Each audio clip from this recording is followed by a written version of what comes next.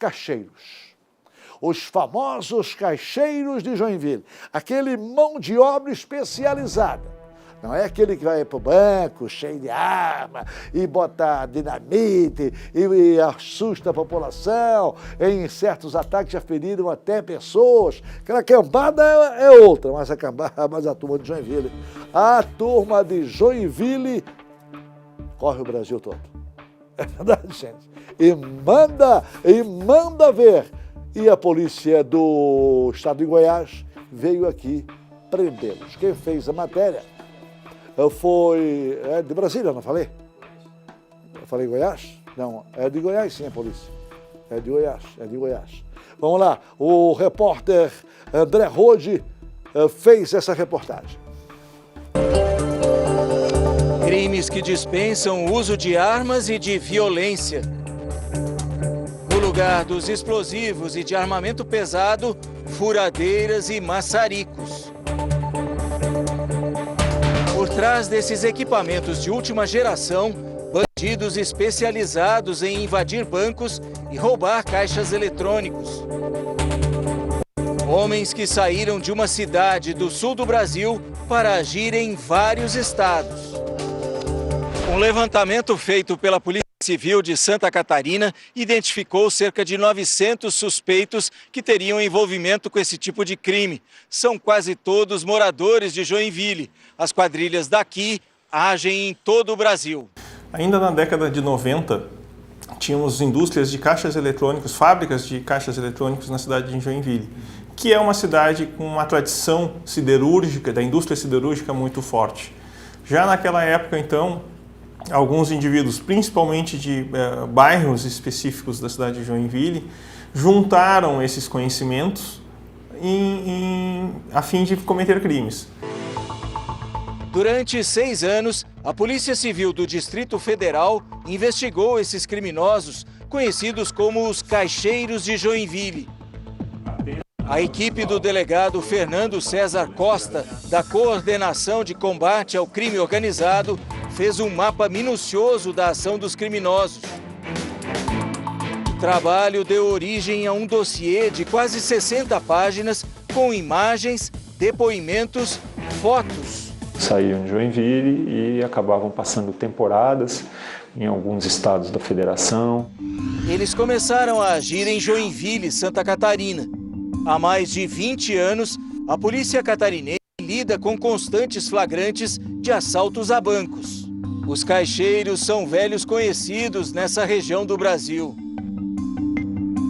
Essas imagens foram feitas em janeiro deste ano e mostram um grupo em ação na cidade. Eles usam um maçarico para abrir o cofre de uma agência bancária no centro de Joinville. 10 de julho de 2016, quase 5 da manhã. Estas imagens das câmeras de segurança mostram a ação dos caixeiros numa agência bancária da cidade de Imaruí, no sul de Santa Catarina. O crime foi gravado por 4 ângulos diferentes. 3 assaltantes chegam e arrombam a porta da agência. Eles entram com o maçarico e outras ferramentas. Mas a polícia intensificou as investigações e fechou o cerco às quadrilhas que agiam no estado. Estas imagens mostram o momento em que 2 delas são presas. Os assaltantes são surpreendidos com a chegada da polícia bem na hora do assalto.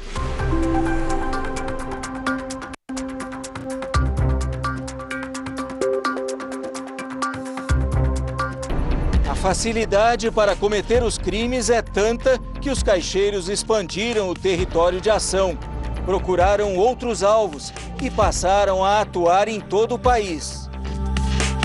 Segundo as investigações da Polícia de Brasília, entre 2012 e 2018, caixeiros de Joinville agiram em 14 estados brasileiros. Essas quadrilhas elas se deslocam durante determinados períodos de tempo, então eles acabam permanecendo durante semanas ou meses nas cidades por onde andam. Ali eles contam com o apoio de criminosos locais para a guarda de material. Estas imagens são de câmeras de segurança que flagraram a ação dos caixeiros de Joinville, em Belo Horizonte, Rio de Janeiro, estados do Nordeste e em várias agências do Distrito Federal. Em todas elas, a ação é sempre igual. Os criminosos agem à noite e nos fins de semana. Ficam sempre de olho nos alarmes e tentam escapar das câmeras de segurança. Aqui, por exemplo, os bandidos usaram um guarda-sol para não acionar a segurança. Durante 18 dias, a polícia monitorou o grupo em Joinville.